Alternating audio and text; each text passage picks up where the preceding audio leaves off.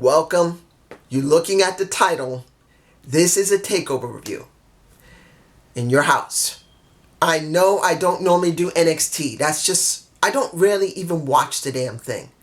But they did have a takeover coming, and I wanted to see how different Triple H's product in takeover will be compared to the main roster's regular pay-per-views. I mean, I have seen a couple of them periodically, but due to the fact of what's happened with the pandemic, it's hard to say how much of his work has now been mixed with the main roster's work because there's so few people to work with. I mean, let's be honest here. Yeah, a lot of the Performance Center people are there, but what most of the main roster is still trapped, unable to travel mostly, or very uncomfortable coming. Ergo, what happened with Sami Zayn and getting stripped of his IC title because he wasn't going to work. This is what you got. Now, let me make this clear. Was this a good show? It was okay. It wasn't something groundbreaking. It wasn't 100% incredible. The matches were alright. But I gotta say this. The production value sucked. Now, if anybody liked how the cinematic production value, and I'll get to that in a minute, more power to you. But the way they did their business when it came to the people cheering, the people booing, the environment itself, I know people normally would be fine with a dim lit ring. But in this situation, where there's so few people that can even go to a show, namely the Performance Center workers there, I would rather see them than just see shadows and see them behind retaining walls and behind plexiglass. I'm sorry. This was, for me personally, generally a wash. Even though it was not a bad show, I didn't really get a major sense of people being there. Yeah, it sounded like people there. You could see them, but they were so far in the background. It felt like it was almost canned heat and canned pops, for me personally. That's just how I felt about it. So let's go to the 6-woman tag. Because I've not watched the product, I don't know exactly the situation here. I know that it was Dakota Kai who had her team, and I believe Mia Yim was the one who was in control. Now, what I like to see was Mia Yim looking good. Dakota Kai looked good. And, who else was it? Blackheart. I like Blackheart. And the last person was Gonzalez. Now, I'm wondering if they gave her the name because of Giant Gonzalez. I don't know. But the woman looked like she could have some potential. Could. She does seem to have a better moveset than Nia Jax. But I only seen her once. And I don't know. I would have to watch NXT for a while to really get a good gauge of who this woman is. And is she better than Nia Jax? Because we already know what Nia Jax. She doesn't listen. She should be doing the right thing and should go to NXT to get better training. And she hasn't. This is what we got. In the end, the faces won. I'm not surprised that Mia Yim's team won, if that was her team. Next. This was a match that actually was kind of interesting in seeing. But then I saw something that completely turned me off. I'm gonna... Guys, if anybody saw my Madness in the Bronx video, I don't really like to talk about it much. About my own political feelings or my own feelings about social stuff. I've done it on this channel. I don't lie. I've done it.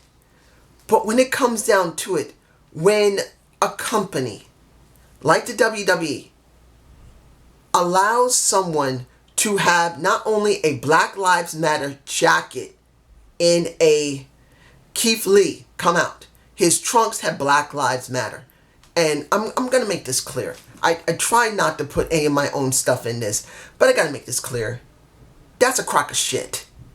Not because black people don't matter. It's because they're trying to make it more than what it is. It's about people. Everyone getting treated like garbage. And it's not just black. I'm half black. I'm almost 50 years old. I've lived through more stuff than anyone. And I've been treated bad by white people, Spanish people, and guess what? Most of my life, black people dark skin, like as dark as this thing. You can see it right here next to John Cena. You see how dark this is? I've been near people who was dark as that, and they were not Spanish black, they were not African black, they were just American blacks, and they act just as bad as anybody out there. And the thing that kills me, seeing Keith Lee come out in this, when he really didn't need to do that. I would rather see him be Keith Lee, not Keith Lee, the guy who cares about activism, being activist. Because that's what it was. Millions of people are going to watch this in replays, eventually. Not just in the United States, where it's been barely 8 or 900,000 people, if you've been lucky with NXT. It's been mostly about 7 to 600,000, at least from what I understand with the numbers. But around the world, people see it, that they're not being recorded on bootleg websites like myself.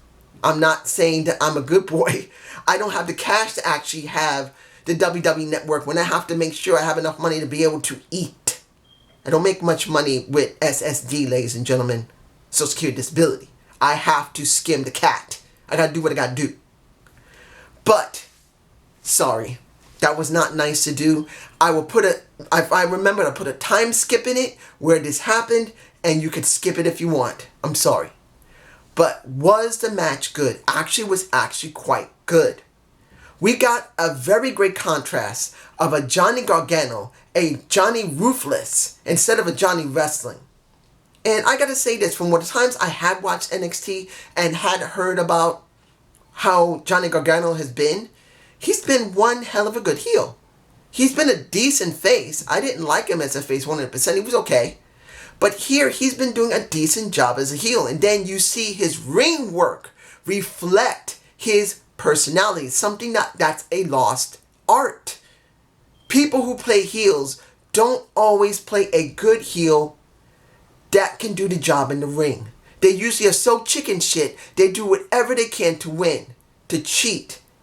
Now, with Johnny Gargano, he did do some underhanded things, but he allowed his attitude as a heel. Reminds me of a light version of Kurt Angle.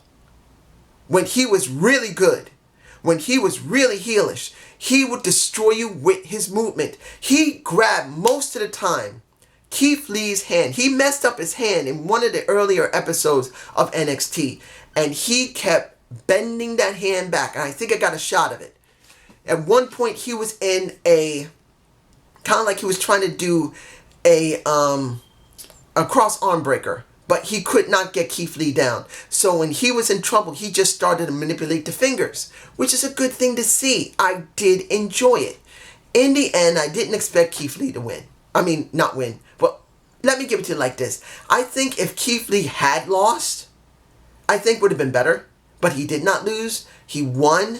I think it would have been better for Johnny Gargano to have won the title, and then Keith Lee to face Johnny Gargano a little bit more, and then move on to Adam Cole. I think that would have been better, particularly what happened with that match.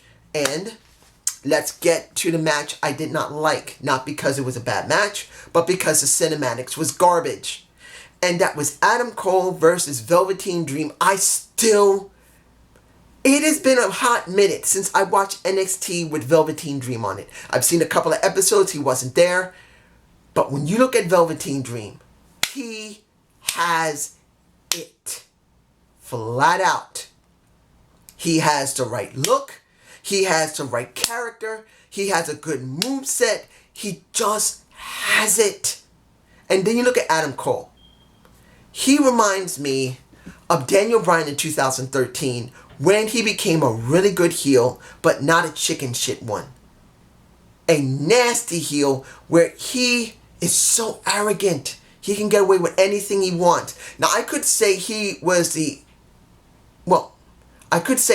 world's champion, but the personality of Adam Cole does not line up with Daniel Bryan when he was the environment's champion, the world's champion. He's more of the 2013 or 14 version when he turned heel at one point and Sheamus knocked his head off his shoulders at WrestleMania. I believe it was 2013 or 14. I think 13.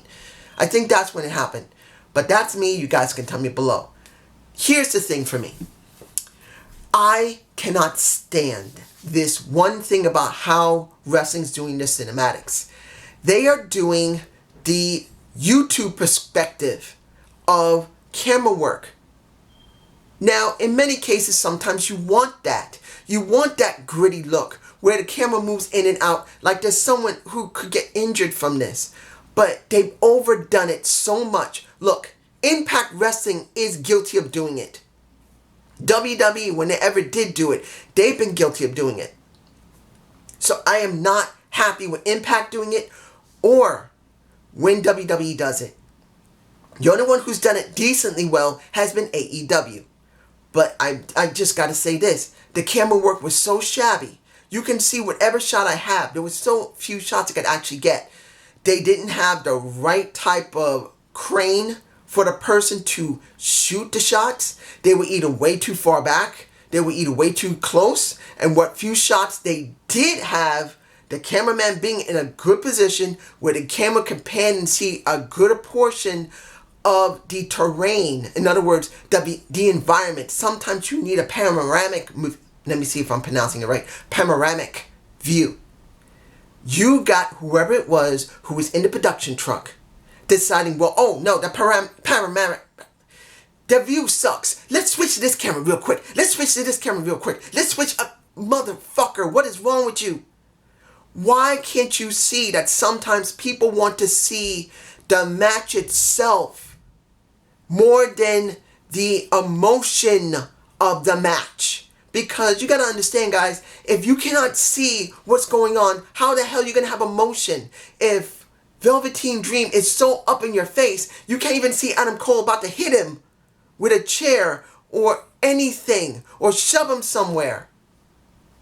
I'm not saying they have to make it just like a regular movie, but you at least should have made their shots, most of it emotional. And then the other practical, when you can actually see what's going on. You don't zoom in and out and switch from camera to camera. Let the people see what's going on. And that is not what was going on. And that ruined it for me. Now, the stipulation for this match, and I didn't say it earlier. If Adam Cole did this match, Velveteen Dream would have one last chance. If he doesn't get the title, he is done. As long as Adam Cole is champ. And in the end, along with this was the interesting thing.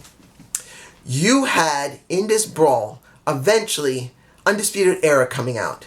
I believe Fish and Strom come out. And then the former Samuel Shaw comes out. I don't know what his current name is now. I haven't been watching the product. So I have a picture of him. He looks like he did when he was in Impact Wrestling. The Samuel Shaw that was the psychopath. Well, not psychopath, more like a serial killer type. That's the look. And that is an interesting thing to see. I enjoyed looking at him. And it kind of makes me very interested in actually looking at NXT just to see how the formerly called at Samuel Shaw looks. I'm curious. But I'm not sure if I want to actually start watching NXT and know full well that current roster is not there. There's very few people there. And they're going to start calling people up like Riddle is coming up. Are they going to call Adam Cole? Are they going to call a Velveteen Dream? Are they going to call up Keith Lee? If they do that, why am I going to watch NXT? Because if they call up all the people that are currently the strongest things they got at NXT, and then they do nothing with them in the main roster, look what's going on with Bianca Belair. Guess what? Nothing. I don't want to deal with it.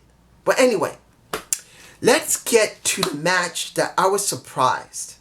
Tommaso Ciampa versus Killian Kross, along with Scarlett Bordeaux. The two that I really do believe Impact Wrestling screwed the pooch on. Instead of pairing them together, since they are together in real life, instead of pushing Killer Kross, they put him in the worst situation. They made him float. And that was before he got hurt at one point. I believe he got hurt at one point. They did nothing with him. Nothing. Like they're doing nothing with Moose. I mean, yeah, he's got the TNA title, but that stands to reason. Now, let's see what NXT can do with him. Because when this match went down, I wasn't sure how Ciampa was going to face this guy. He's now, I understand, a face. He's like a no-nonsense face. He doesn't care.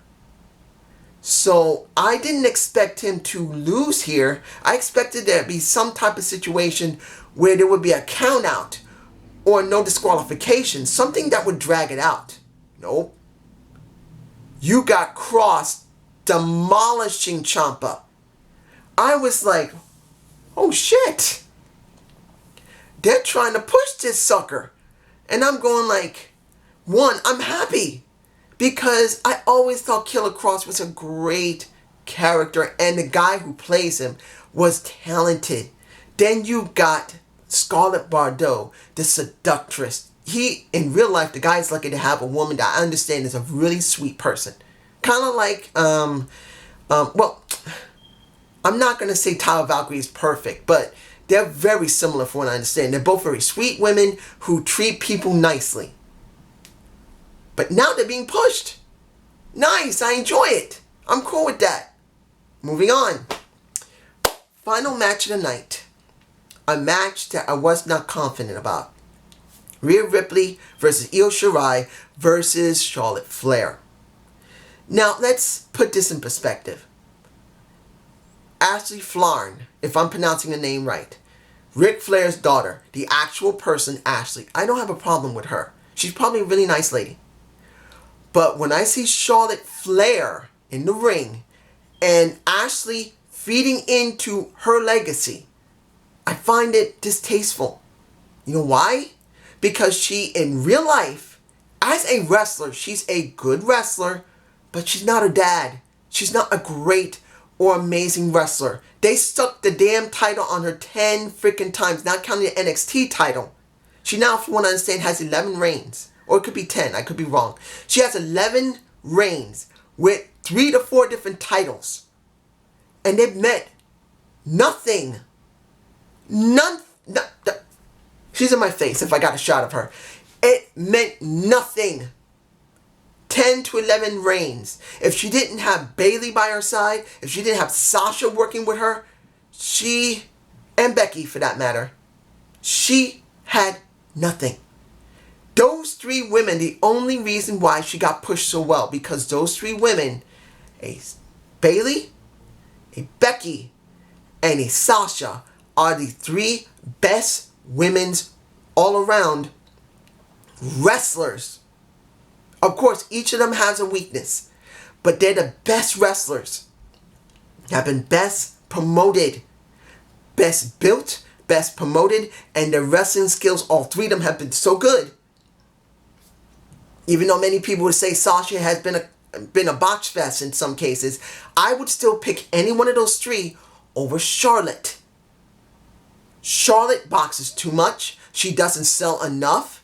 Her movements in the ring are very, not only telegraphed, she telegraphs her moves, but also she doesn't always sell for the women that she doesn't know. And even the ones she does know, not those 3, she's still not willing to sell very well. Io, she barely sold for her. Ripley sold more for her than shit. When it comes down to it, during the match, you could see Io Shirai really selling for Charlotte. You can see Ripley selling for Charlotte. But when it came to Charlotte selling for a Ripley or selling for Shirai, at one point, I don't think I got the shot, you see the crossface put on by Shirai to a Charlotte Flair. I'll see if I can get the shot somewhere, if I can get it. But she refused to lay straight down on the mat to make the move look like something. She kept her arms straight, her left arm straight up. So it made it look awkward. Io Shirai is a smaller woman than all 3 of them. She should have laid down on the mat and let her make it look good. And she didn't even have the understanding or even the courtesy to lay down on the mat. Just lay down. And then make it look good like everyone who's ever used it that has been a man or a woman. That's Charlotte Flair for you. In the end, Io Shirai did win. And to be honest, that's what I was thinking. If Charlotte did not win, it had to be either Io or Ripley. It didn't matter which one, because Charlotte had to let go of the title. Now, maybe Charlotte would not go back to Raw, or she will stick on NXT and try to regain the title again. But this is what I thought. Charlotte had to job eventually because she has no one to work with. She has beaten a good chunk of the roster from NXT, from Raw, from SmackDown. Why would you want to watch her if she's beaten everybody? It's boring. So now that Shirai has won, I'm sure they're going to still have Charlotte try and regain the title at least once or twice. That's going to be the question. But here's my thought. The show was okay. It wasn't great. There were things in here that I'm not taking out of the video. And if I don't remember to put the timestamp, I'm going to try to remember. But this is just how I felt. Have a good day. Have a good night. No, I am going to do my thoughts on AEW's women's division, how to try and fix it. Watch for it. It may come out tomorrow. Peace.